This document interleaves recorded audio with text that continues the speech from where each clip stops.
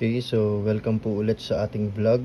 For today's video, I will be answering question regarding graphing inequalities in two variables, no? So bago natin simulan yung pagsagot, kailangan muna nating alamin ano ba yung mga dapat nating tandaan when we are graphing inequalities in two variable. Number one, no, ay yung inequality symbol. So dapat dito pa lang ay nakikita na natin ano ba yung magiging itsura ng graph natin. So for the information of everybody, lagi po pag mag-graph tayo ng quadratic, ang magiging graph po natin palagi ay parabola ang itsura.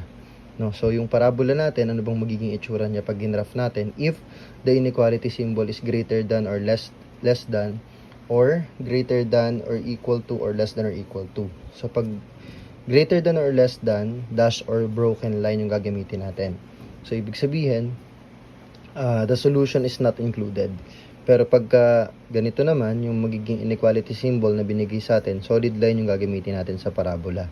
Another thing to remember, bear in mind that if your A, this is the leading coefficient of your quadratic, is greater than 0 or simply positive, opens upward po yung ating parabola. Kapag ka naman yung A ay less than 0, meaning it's negative, that is opens downward. Okay? So, ito yung mga dapat nating tandaan pag mag-graph tayo ng quadratic inequality. So, another thing to remember is how to find the vertex. So, sa paghanap ng vertex kasi, ganito natin siya sinusulat. Instead of x and y as our ordered pair, we use hk to represent. And to find the h and k of the vertex, anyway, vertex is either the highest or the lowest point of your parabola. Kapag ka opens upward, it's the lowest point. Pero pagka opens downward, it's the highest point of the parabola. So, yung formula natin, this is for the h and this is for the k. So, apply lang natin siya para mahanap natin yung value na to. For us to identify, nasan yung exact location ng ating vertex, no? So, after that, mag-example na tayo. Our example is actually involving two variables. Bakit siya two variables? Kasi meron tayong nakikitang x sa kanan, tapos may y sa kabila. So, ang first step natin dyan is to rewrite the inequality as a quadratic equation where the right side is 0. So, meaning, yung y, papalitan ko lang siya ng 0. No? I will just let my y as 0. And then, yung inequality, gagawin ko siyang equal. And then, I will just write down the rest of the given. So, pabaligtarin ko lang siya para maging x squared minus 2x minus 3 equals 0. So, bakit natin siya kailangan gawing ganyan, Sir Paul? Kasi, mas madaling kumuha rather ng factor kapag naka-equation yung ating given. No? So, mas madali natin siyang mahahanapan ng factor. So, pwede na natin kunin yung critical roots, no, or yung ating values ng x. So dito dalawang negative siya, so alam natin pag x squared ang tamang factor po niyan, meron tayong isang x dito, tapos meron tayong isang x sa kabila. Okay? Tapos dahil pareha silang negative, iisip tayo ngayon ng factor muna ng 3 na magsasatisfy sa 3 tapos sa 2. Di ba wala namang ibang factor yung 3 kundi 3 times 1. Tama. So, ang problema na lang natin is the sign. Paano ko makukuha si negative 3 at paano ko makukuha si negative 2? So, of course, ito dapat ay negative and this one is positive. Para negative 3 times 1, that is negative 3. Negative 3 plus 1, that's negative 2. So, this is the correct factor. Tapos, pag kinuha ko yung roots, no? Pag kinuha natin yung roots nitong ating nakuhang factor, ang ating roots ay positive 3 and negative 1. Kasi, kukunin lang natin yung opposite na sign. So, ito, from negative 3, magiging positive 3. Ito, positive, magiging negative. And then, these roots will be transformed into an ordered pair. So, pag ginawa ko siyang ordered pair, since these two represents value of x, so itong una ko, magiging 3, 0. Yung isa ay magiging 3, negative, or should I say 0 din. Ito pala ay magiging negative 1. Next, punta tayo sa vertex. Solve natin ang vertex. So, ang vertex, pag sinolve natin, kunin lang natin yung mga value, no? So, ang value ko dito ng A is positive 1. Ito siya. May 1 siya dito, di ba? Imaginary 1. Ang atin namang B ay negative 2. At ang ating C ay negative 3. So, these are the values that I need in order for us to solve the vertex. Dito po yan, no? So, dito kay H, ang kailangan ko lang naman dyan, no, ay B saka A. So, just be careful with the sign kasi diba negative 2 yung B natin. So, pag sinulat ko siya dito, that will be, diba negative 2. Tapos, syempre, yung negative sa labas, kukopihin ko. So, I hope that is clear. Negative part of the formula. Tapos, yung B natin ay negative 2, kaya ganito yung nangyari. So, over 2 times 1. So, that will be, ito po, magiging positive na since mamultiply siya, magiging 2 over 2. Kasi 2 times 1 is 2. That is equal to 1. So, that is my H. So, pwede ko siyang ipalit dito ngayon.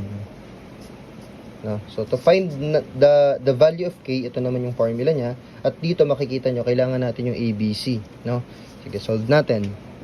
So, that is 4 times, may A is 1, may C is negative 3, minus negative 2 squared over 4 times 1. So, that will be, itong taas, magiging negative 12 na yan. Tapos, ito naman, pag in-square ko, that is 4, no? Minus 4 over 4. Okay? Equals, so negative 12 minus 4, that is negative 16 over 4. Notice that 16 is exactly divisible by 4, that is negative 4. So, the value of RK is negative 4.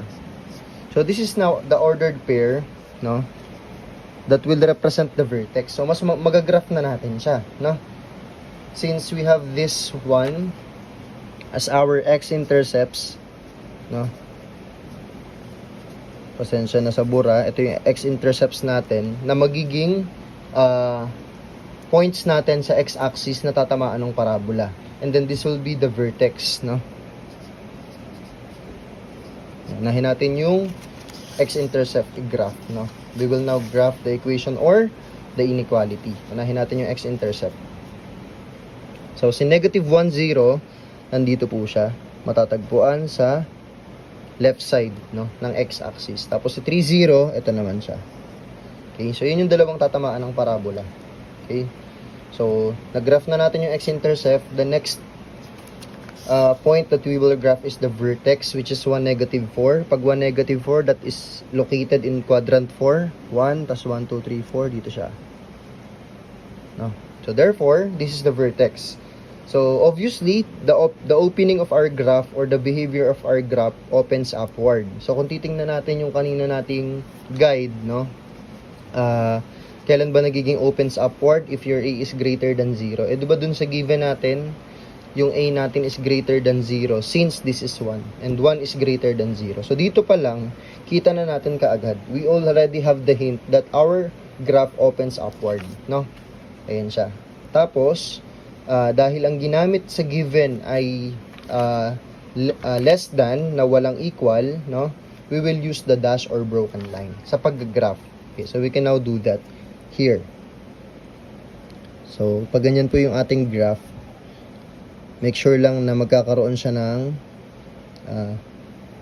curve kasi nga ang parabola po ay U-shape, no? So, ang problema natin ngayon, the next thing that we will do is to find other 2 points, no, on top of the graph para ma-connect natin. Kasi hindi pwedeng basta-basta lang natin ito itutuloy na ganun, tapos ito ganun. So, ang gagawin natin, para mahanap natin yung dalawa pang point sa taas na pagko-connect ka nitong dalawa, we will use the point, no, that is very close to the x-intercepts na meron tayo. So, ano ba to? Diba ito ay negative 2, tapos ito naman ay 4. So, ang tanong natin dito, what is the value of y if my x is 4? Tapos, what is the value of y if my x is negative 2? Para mag-graph natin. Okay? So, ang gagawin lang natin para mahanap yung y, ipapalit lang natin yung negative 2 dito sa dalawang x. No? So, that is negative 2 squared minus 2 times negative 2 minus 3 equals 5. So ito, 4 na yan. No? Dito ko sulat sa taas, magiging 4. Ito plus 4 din. Ito ay minus 3. So the value of y is, that is 8 minus 3, 5. 5 is equal to y. Okay, so this is 5. Okay, so sa 4 naman, pag tinry natin siya sa 4, magiging 4 squared. Ito pa rin yung gagamitin natin, minus 2 times 4 minus 3 equals y. So, becomes 16 minus 8 minus 3 equals y. So, 16 minus 8 is 8 minus 3. So, notice that the value of y is also 5 kasi 8 minus 3 is 5. Okay, so we can now graph both of this point, no? So, kung mapapansin nyo, yung una nating point ay 4, 5, parehas positive. So, sa quadrant 1 siya. Sa pag-graph natin, 1, 2, 3, 4. Tapos, dagdag lang tayo ng isa dito. This is the point, no? So, this is the exact location of the point that I can now connect this graph, no? And then, negative 2, 5. Dito siya, negative 2, tas 5 din. Same sila. So, dito. Okay, since sa 1 tumama yung axis of symmetry, so axis of symmetry is x equals to 1. And now, to find the shaded region, itatas lang natin yung origin. No? Laging point of origin po ang gagamitin sa pag-test kasi mas madali siyang i-substitute at makakuha ng value. So, pag nag-true ito, yung shaded region natin yung loob. Pero pag nag-false, yung nasa labas. Okay? So, di ba yung original equation natin is yung y less than x squared minus 2x minus 3. So, kukunin lang natin yung point of origin na merong 0, 0 ordered pair. Palitan ko to ng 0, less than, lahat ng x palitan ng 0, 2 times 0 minus 3. We are just testing the point, no? So, 0, less than, 0 squared is 0, minus 2 times 0 is 0, 0 minus 0 is 0, 0 minus 3, that is negative 3. So, anong masasabi natin dito? Is 0 less than negative 3? So, that is false. Kasi po, yung 0 po ay mataas siya sa lahat ng negative number. So, therefore, if this point is false, our shaded region po ay nasa labas. So, yan po yung magiging graph ng ating parabola. So, I hope you learned something from this video about graphing the inequality, no? And see you in the next video. Yun lang. Thank you.